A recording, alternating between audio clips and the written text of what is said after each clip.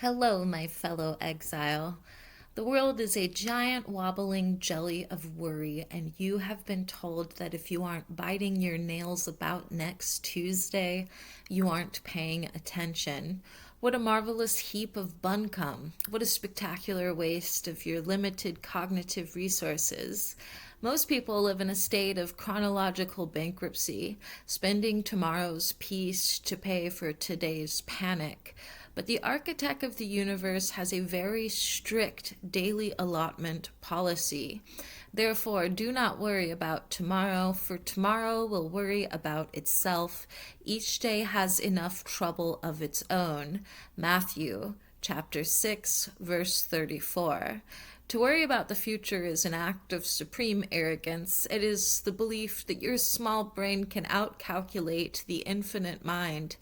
If you have a roof tonight and a crust of bread and a pair of socks without holes, or even with holes, you have been successful. You are a living, breathing entity, and the oxygen is being delivered to your lungs free of charge.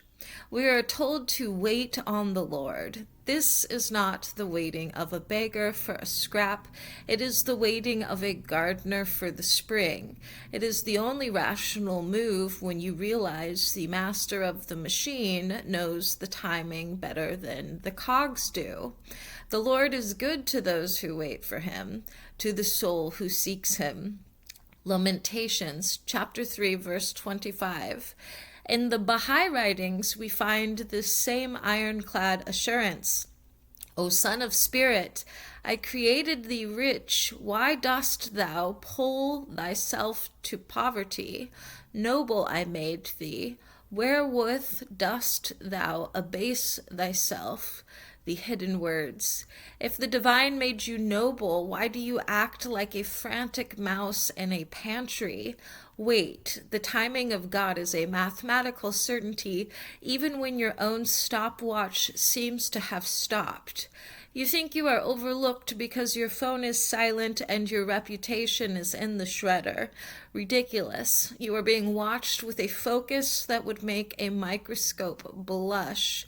In the Quran it is written, and put your trust in the Almighty, the most merciful, who sees you when you stand up for prayer, and your movements among those who fall prostrate. Chapter 26, verses 217 to 219. If he sees the movement of your heart in the dark, do you think he has forgotten your hunger or your shoes? Every little thing, the way the light hits a glass of water, the warmth of your blanket, is a specific hand-delivered memo from the Creator saying, I am still here, and I am still in charge. Yes, the world hates you. Yes, your kin may have turned their backs, but this is exactly what the manuals promised would happen to a person of quality.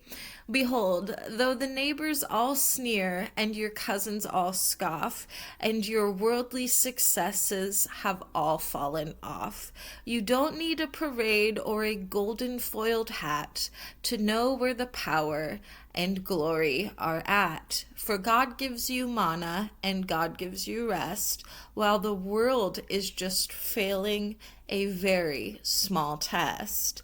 In the Buddhist tradition, we learn that the wise man is like a solid rock, unperturbed by praise or blame. Just as a solid rock is not shaken by the storm, even so the wise are not affected by praise or blame. The Dhammapada, verse 81. Do not try to fix the universe. It isn't broken. It is merely unfolding. Your job is to stay alive, stay humble, and notice the manna. The reward for this patience is not just a better tomorrow, but a perfect today. But those who wait for the Lord, who expect, look for, and hope in him, shall change and renew their strength and power. They shall lift their wings and mount up close to God as eagles. Isaiah chapter 40, verse 31. Trust the knowledge of the Lord. He has provided for you in the past, and He is providing for you in this very heartbeat. Look at the small things, taste your food, feel the ground beneath you. You are being sustained by a power that has never lost a battle and never missed a deadline. You are all right. You are exactly where the Master wants you. I love you.